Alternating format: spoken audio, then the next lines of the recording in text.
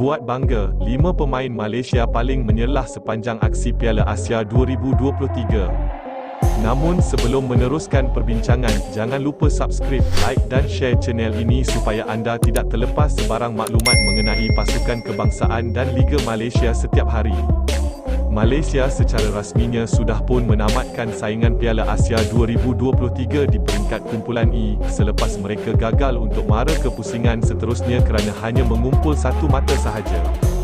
Sepanjang saingan tersebut berlangsung, Malaysia telah pun menghadapi 3 perlawanan dan mencatat 2 kekalahan kepada Jordan serta Bahrain dan meraih sekali keputusan seri sewaktu menentang Korea Selatan. Secara keseluruhan, Malaysia telah pun memperbaiki rekod mereka di Piala Asia sejak 2007 dengan berjaya sekurangnya meraih satu mata serta mampu mengumpul 3 jaringan secara keseluruhan. Perlawanan paling diingati ramai pastinya ketika mereka berdepan Korea Selatan apabila skuad kebangsaan mencipta kejutan untuk mengikat seri gergasi Asia itu menerusi keputusan 3-3. Sepanjang saingan berlangsung, kami melihat 5 pemain paling menyelah buat Malaysia dan dianggap memberi sumbangan cukup besar dalam setiap perlawanan dihadapi mereka. 1. Faisal Halim, pemain sayap kebangsaan ini tampil dalam 3 perlawanan secara keseluruhan bersama pasukan Harimau Malaya untuk saingan Piala Asia kali ini di Qatar.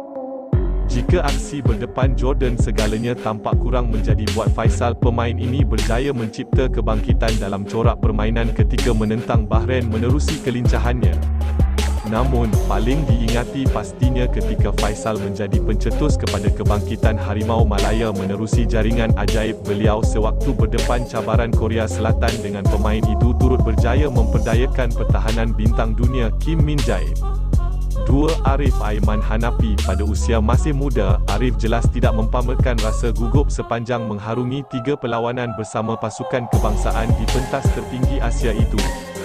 Kerajinan dipamerkan oleh Arif untuk sentiasa bergerak ke atas dan bawah bagi memastikan penguasaan bola terus dimiliki pasukan kebangsaan antara perlu dipuji. Arif juga menjadi antara bintang muda yang berjaya merekodkan jaringan di pentas Piala Asia menerusi gol pendahuluan hasil sepakan penalti pada aksi terakhir menentang Korea Selatan. 3. Dominic Tan, antara pemain yang kurang diyakini segelintir penyokong negara ketika nama beliau terpilih untuk mengharungi saingan Piala Asia 2023 di Qatar kerana rekod lalu beliau kurang meyakinkan. Namun apa yang dilakukan oleh Dominic jelas di luar jangkaan apabila pemain tersebut tampil begitu meyakinkan di posisi pertahanan negara ketika dibawa turun menentang Bahrain. Kemuncak pada prestasi beliau pastinya ketika Dominic menjadi antara pemain paling menonjol sewaktu menyerap segal tekanan diberikan Korea Selatan pada aksi terakhir negara di kumpulan E. 4. Stuart Wilkin, konsistensi dipamerkan oleh Stuart tidak boleh dipertikaikan lagi, sehingga status kesebelasan utama terus kekal menjadi milik beliau sepanjang 3 aksi dihadapi pasukan negara. Beraksi di posisi tengah serangan, Stuart antara pemain menonjol menerusi kerajinan beliau untuk bergerak di serata padang untuk memastikan aliran bola sentiasa menjadi milik pasukan kebangsaan. Malah, Stuart juga menjadi option seterusnya buat pasukan kebangsaan untuk cuba mendapatkan jaringan menerusi beberapa percubaan deras beliau dari jarak jauh selain tenang mengawal situasi. 5. Dion Kuz, pengalaman beliau di pentas Eropah terdahulu menjadikan Kuz begitu tenang mengawal situasi pertahanan negara. Selain disiplin dipamerkan, beliau banyak menyelamatkan keadaan Harimau Malaya.